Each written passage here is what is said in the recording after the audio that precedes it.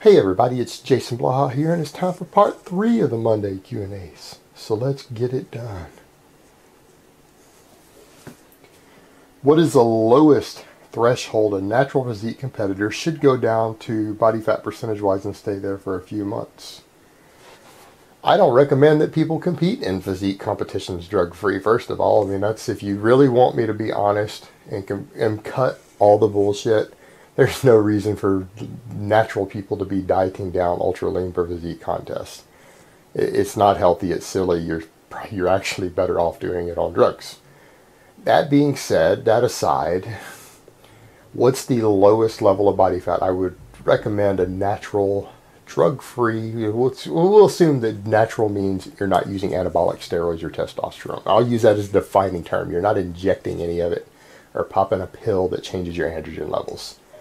If that's our criteria, I'm going to say about 10% body fat. There's no point in going below that. You're potentially compromising your recovery, your endocrine system, everything else at that point.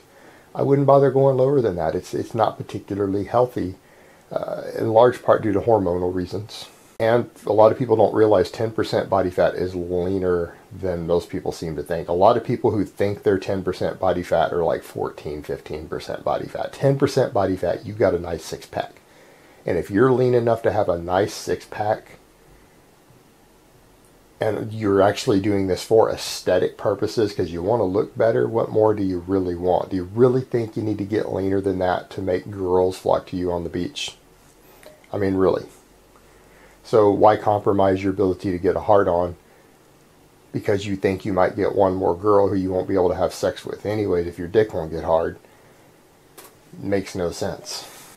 And odds are you won't even get more girls once your testosterone levels are too low because you're running around at 8% body fat. So I don't really see the point even for the people who do it for aesthetics purposes.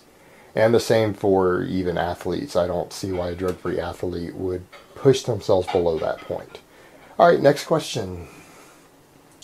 You've brought up the point that most people should do strictly mobility work for a month before starting any serious weight training. I know there's defrancos Limber 11 for lower body. What would you suggest or recommend for upper body mobility? Something I said a long time ago when I was talking about people who are not mobile enough to actually do the basic exercises due to having a completely sedentary lifestyle and training from nothing. I do agree with that. Those people need to spend about a month doing mobility work. All the defranco stuff's great. Band pull apart, shoulder dislocates with bands. A lot of core work. Start doing some crunches, some weighted planks would be nice. Build up your core, build up your mobility a little bit for a month, and then jump into the exercises. Now, if you're under the care of a decent coach or trainer, they can use actual empty barbell movements to train your mobility, but you wouldn't be doing true work sets. And for a lot of people who are completely untrained, because there's a difference between, in my opinion, novice and untrained. Untrained means you've gone from a completely sedentary lifestyle into trying to exercise. Yeah, you may not be able to do any sort of real training the first month. This sort of mobility work done daily for a month would allow you to get there. I'd like to see, again, any of the defranco stuff, the Limber 11, the Agile 8, along with band pull aparts, shoulder dislocates with bands, core work. For about a month before you jump into a program would be a real good way to go for someone who's completely sedentary and out of shape to start. Then you jump in and start hammering those heavy barbell squats and deadlifts. All right, next question.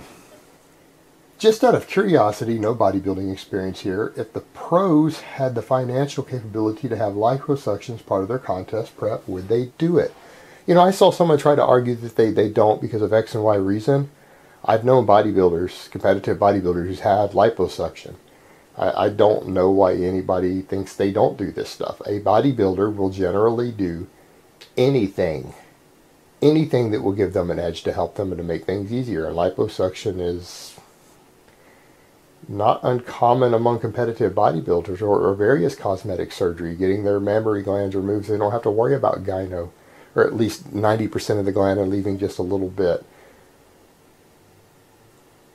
All sorts of procedures are done by bodybuilders to help here, and in fact, liposuction is relatively common.